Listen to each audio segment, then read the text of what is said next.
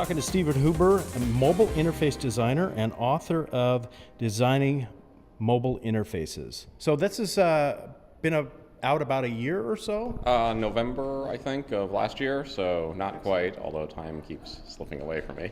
So how's it being received? You getting lots of great feedback and comments? Oh yeah, not as much formal commentary as I'd like, only a few reviews and things, but they're positive to very good things, essentially exactly as we designed it, that it's a little boring to sit down and read, but it's supposed to be. It's a big collection of patterns. It's almost an academic level book of listing out stuff and explaining itself. So, not the next bestseller, but it'll do. Who's going to benefit from your book? Who should read it? Oh, I hope anybody who's designing mobile products or executing them without a designer and so needs the help for that stuff, developers and so forth. There's lots and lots and lots of gaps in the industry, so even if you have a pretty good understanding, I hope that this helps codify, say, the patterns and even has a discussion, just like I was having today, about what is the edge of mobile. Is a tablet mobile, or is it just phones, or so forth? There's a lot of argument on that one, right? What do you think the number one kind of mistake designers make when they approach a mobile project?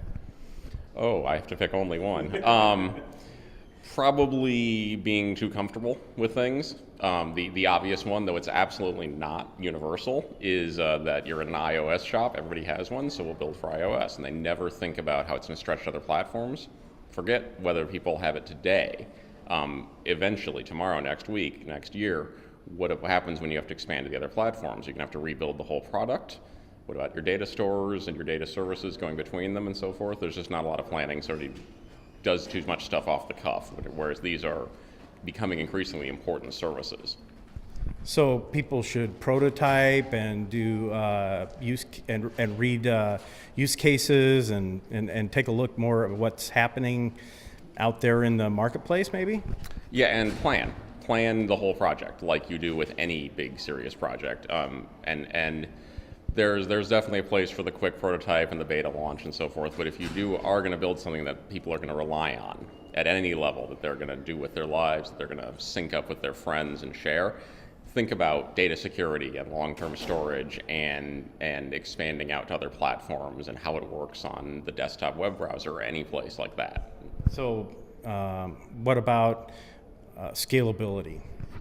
In which sense? There's so many ways. In the sense that when we're approaching a mobile project and we're looking at how to assure that it's current, it stays with us, and we can continue to use that over and over.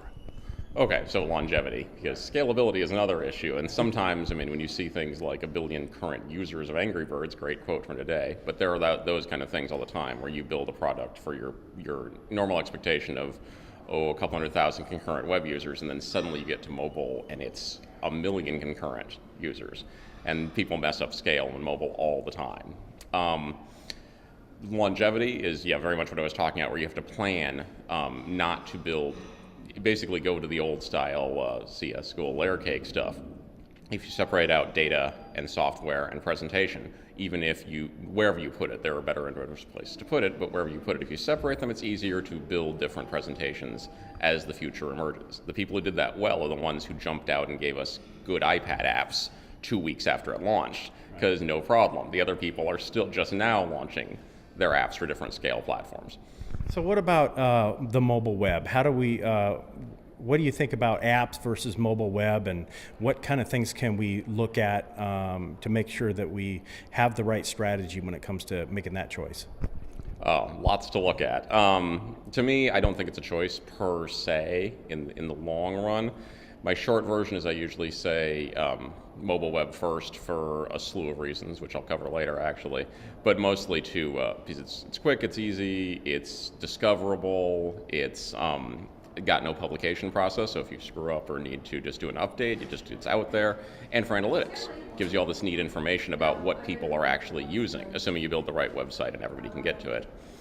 And then there's some great scalability. It gets me into my thing of we're not just building for mobile, we're building for experiences.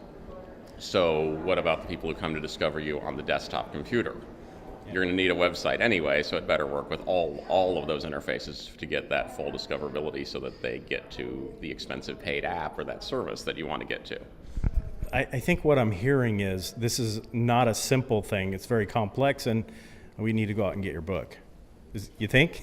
Oh yes, absolutely buy the book and show up at conferences and just talk to the community.